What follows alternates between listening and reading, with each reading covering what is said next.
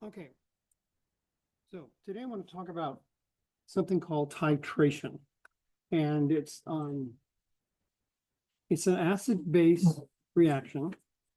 And your last lab is a double lab, your last wet lab, and it's titration. It's a very important technique. It's used a lot in particularly undergraduate chemistry classes. The it used to be used a lot in CSI, food industry, agricultural industry, but most of that's been replaced now with instrumentation. And but it's used a lot in immunology, for example. When you get your skin tests for allergies, they run something called a titer, T-I-T-E-R, and that's a form of titration. And what happens is when the red area increases a certain amount, that's considered positive for that particular antigen. And so it's a form of titration. So the most common type of titration, however, is acid-base titration. Now, you can also have oxidation reduction titrations, all this stuff. Okay, so an acid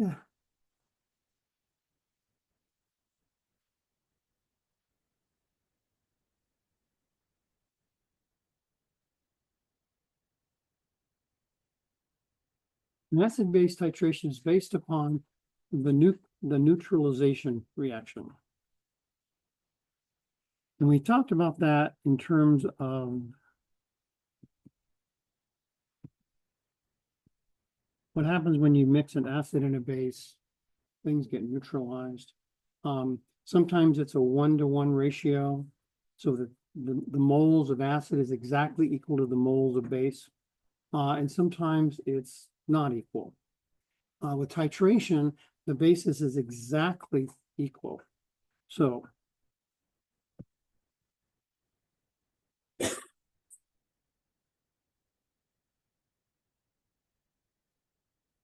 now this assumes a monoprotic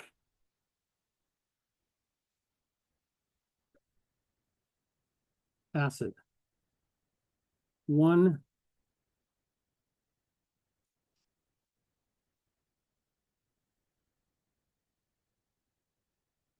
hydrogen dissociates. Remember, the definition of an acid is if a compound dissociates an H+ ion. And I mentioned this before, but you can have 2 come off or even 3 come off. For example, citric acid is a triprotic acid. Phosphoric acid is a triprotic acid. Sulfuric acid is a diprotic acid. Hydrochloric acid is a monoprotic acid. In this class, we're working with monoprotic only. And when you get to 1A and 2A and 3A, they'll be talking about frequently diprotic, not so much triprotic, but diprotic acids. In that case,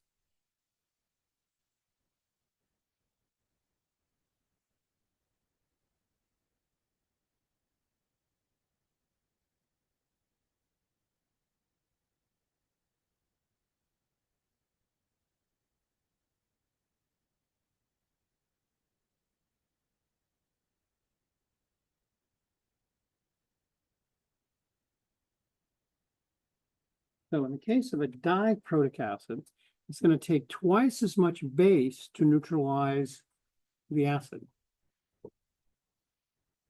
So, but in this class, we're not doing diprotic, we're only doing monoprotic. So once you've got the monoprotic down, it's not a big leap to do di and triprotic acids. Okay, this would be 2H. 2H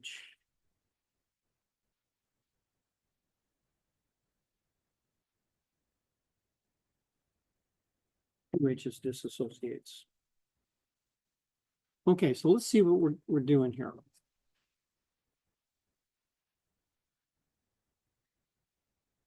Now there's two kinds of calculations we're going to be doing with titration. The most common one is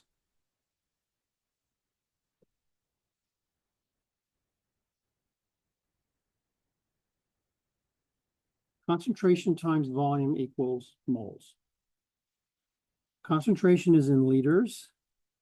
Excuse me, concentration is not in liters. Volume is in liters, and concentration is in moles per liter. So the liters cancel, leaves us with moles. Okay, frequently, what you do is you use type in school. We're going to be using the acid-base titration to figure out the concentration of an unknown acid. So this is the setup. Let's go over here.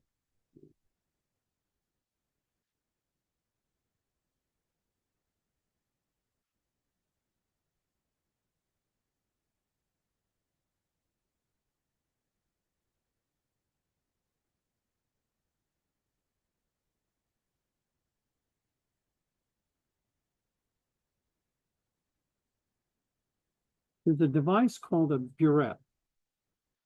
Unless you're in France, then it's called a burette. And it's calibrated in milliliters. But it's calibrated in a strange way, because at the very top is 0, at the very bottom is 50 milliliters. And it's designed to measure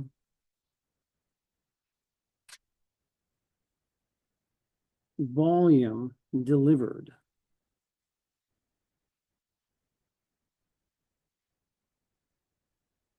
Usually in milliliters. Okay, so what we do is we start with it totally full at 0 milliliters.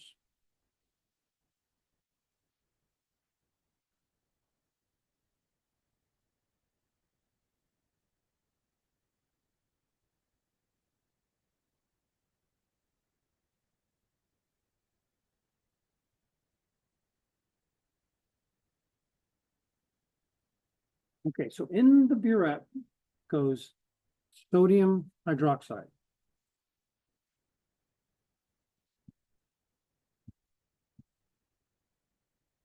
Number 2, we know the concentration of the sodium hydroxide.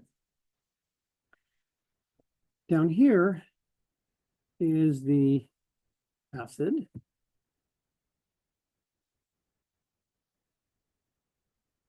Indicator. Can't read that very well.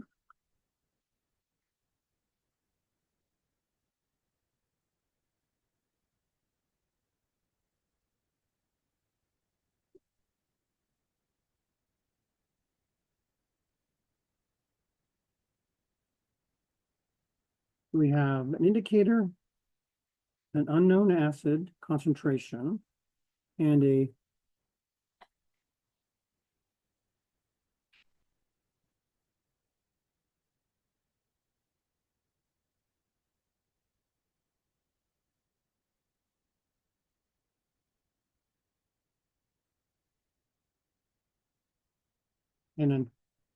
volume of acid.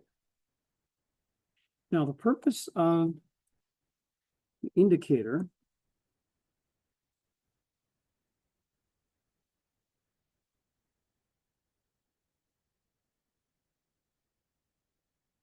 it will tell us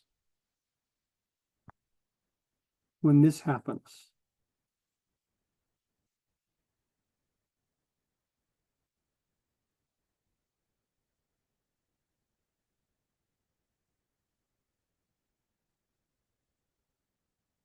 Now, an indicator can be lots of things.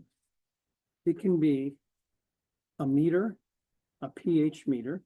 By the way, when moles of acid equals moles of base, what's the pH when that's reached? 7. Okay, so in this situation, we have a pH equal to 7, because 7 is neutral. Now that's assuming we have a 1-to-1 ratio. In other words, a monoprotic acid. We have a diprotic acid, it's a little different. Okay, now an indicator can be a pH meter. It can be a chemical that changes color. It can be a vegetable like red cabbage that changes color. And what we want is an indicator, regardless whether it's a machine or a chemical, to tell us when neutrality is achieved.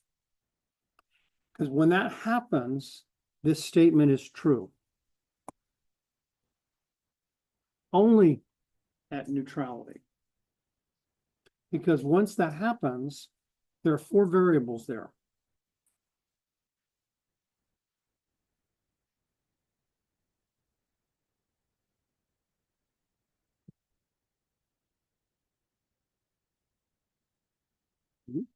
Four variables are, we have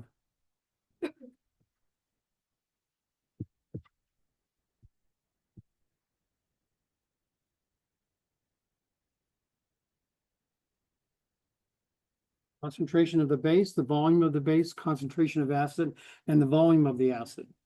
4 variables. And at neutrality, these are equal.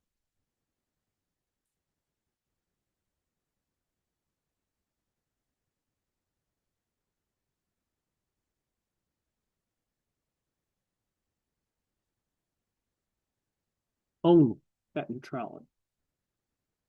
Okay, so the goal here now is to calculate the concentration of the acid. So this is unknown. So we know the concentration of the base.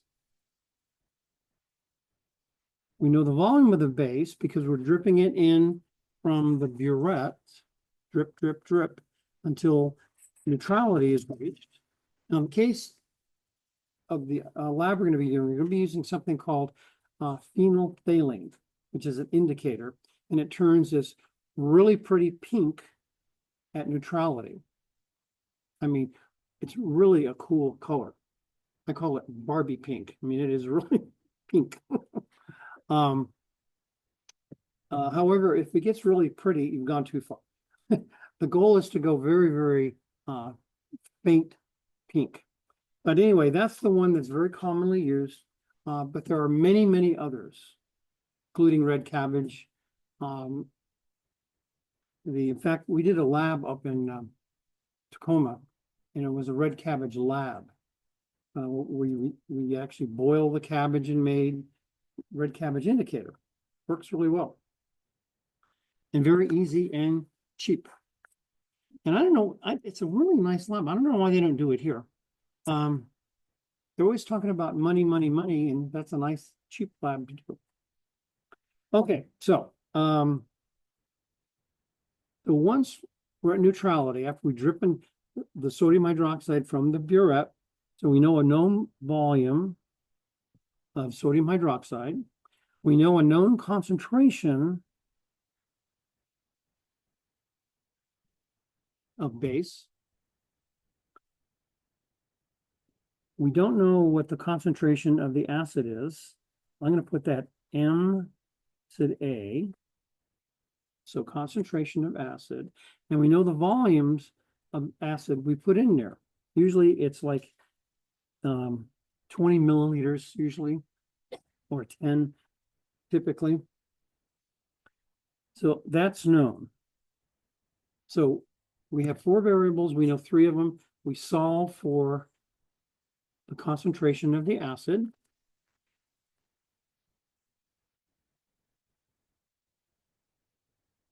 Now I'm going to put L sub A, L sub B, and the concentration is in B. Okay, so we're going moles per liter of base.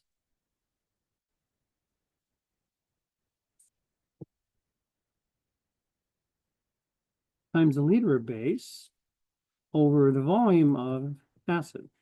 And that'll give us our unknown concentration of acid. So it's a pretty straightforward calculation. It just takes longer to explain it. Like we've been going 20 minutes explaining this. Now, remember I mentioned a certain concentration of sodium hydroxide. So step one is either you're provided that or you actually calculate it. Now, we're going to be doing a double lab. The last lab is a double lab. We're going to actually do two titrations. The first titration is going to determine concentration of the sodium hydroxide. The second one is going to be the concentration of an unknown acid, which is going to be, it's an a vitamin C tablet. I think it's 500 milligrams. And you're gonna actually calculate it based on your setup. So, and it's gonna count 20 points rather than 10 points. And we're gonna do it in one day. It's a really solid lab. I've done this lab a whole bunch. Every school I've been to except Sac City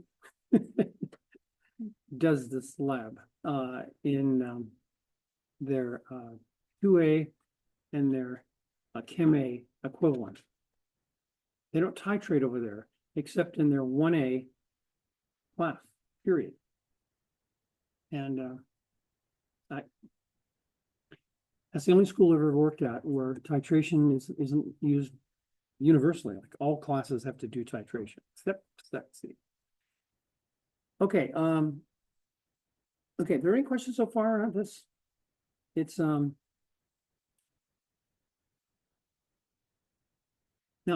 when we titrate, the math is straightforward. What's not straightforward is the technique. You're going to be doing 3 runs each time you titrate, and you're going to average them. It's going to be real important to do things as precisely as possible, because you're going to kick out an outlier if there is one. But unless you do things precisely, you won't know you have an outlier. So, but that's what I wanted to cover today. Titration. And that's the last concept we're going to cover for this unit. Your test is going to be a week from today.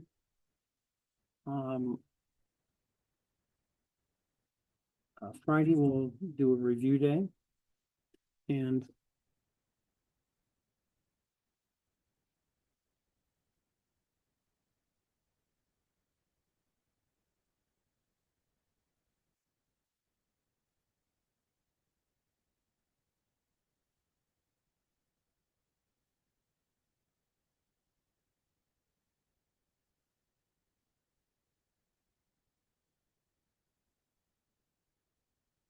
what I'll do is go over this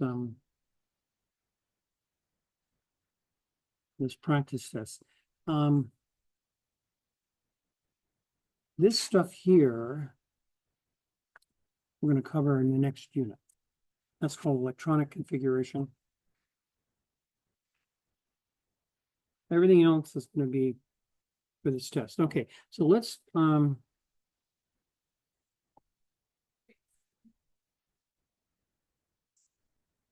So like 8 through whatever would be practice for this? Is that what you just said?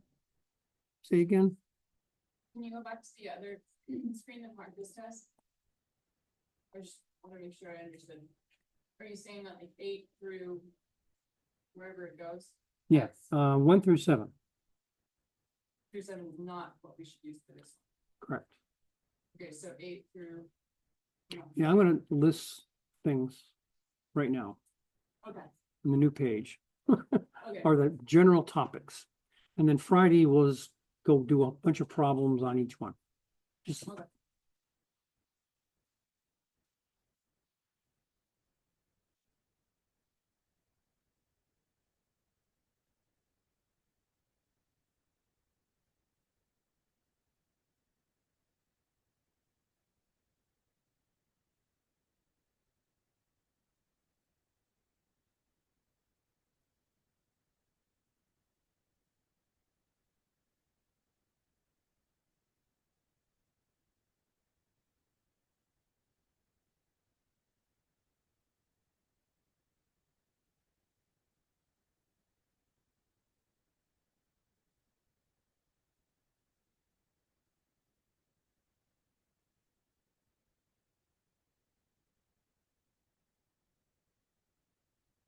That sounded like it hit the roof. Believe it or not, it sounded like it hit right here.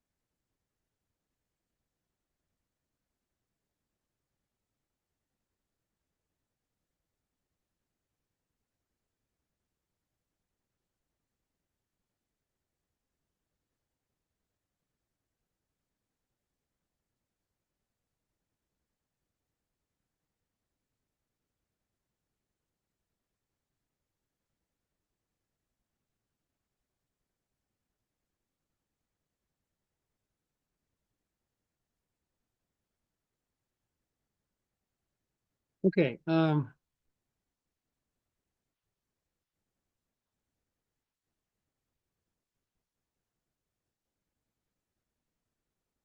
this pretty much covers it. Okay, on solutions, you need to be able to do problems where you're calculating various parameters using dry ingredients. And also dilute ingredients, diluted ingredients. In other words, we take a concentrated solution and dilute it down to a dilute one to get our concentration we want.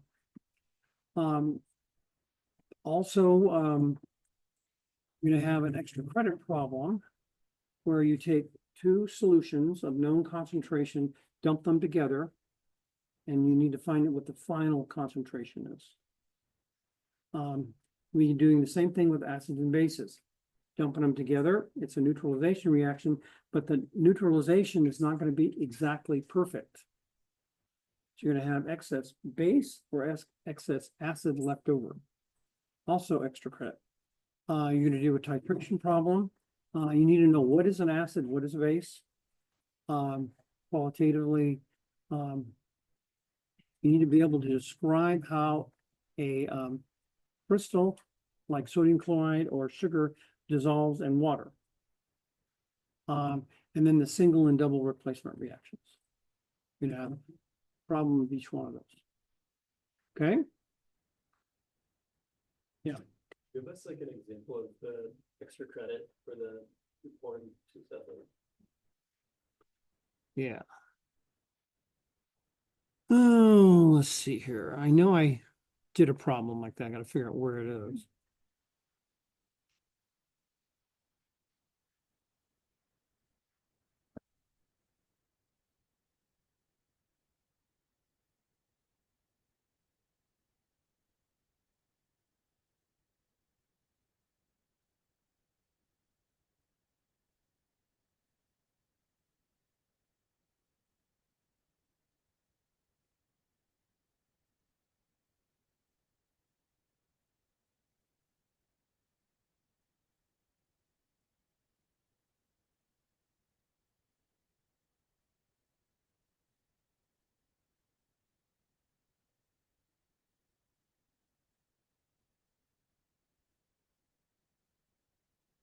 Remember this one?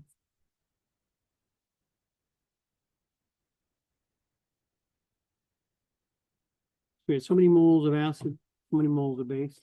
Dump them together, and one is in excess, either the acid or the base. And then you need to calculate the concentrations left over. So you know volume, no moles, and moles per liter.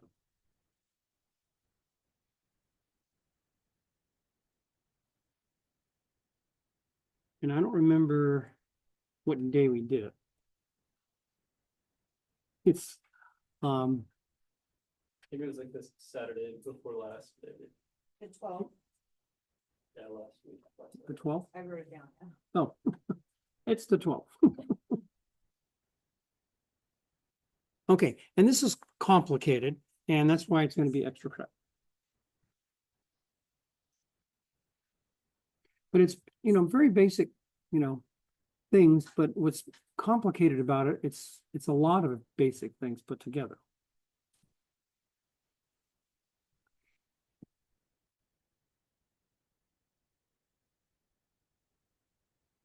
Go back to where?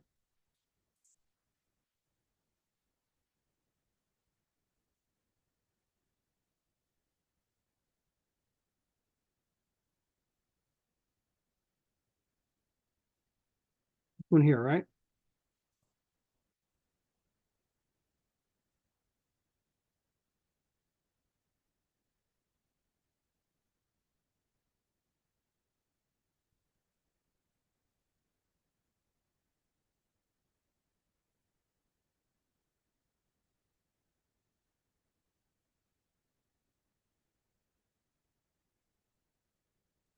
Well, this is what I wanted to cover today in this holiday weekend.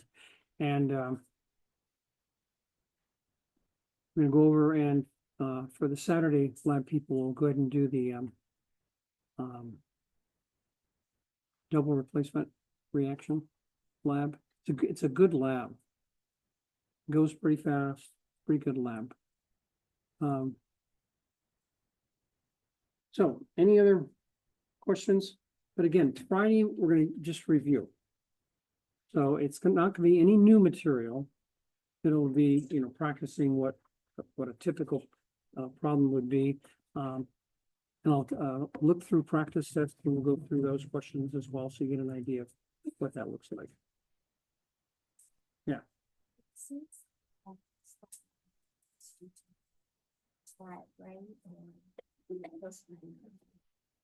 What's the name of lab 8? The double replacement reaction. That's the lab we're doing this weekend, so it's gonna be due a week from Saturday. Do you have lab today? In lab, could you remind me to change that due date? Is that your question, Laura? Oh,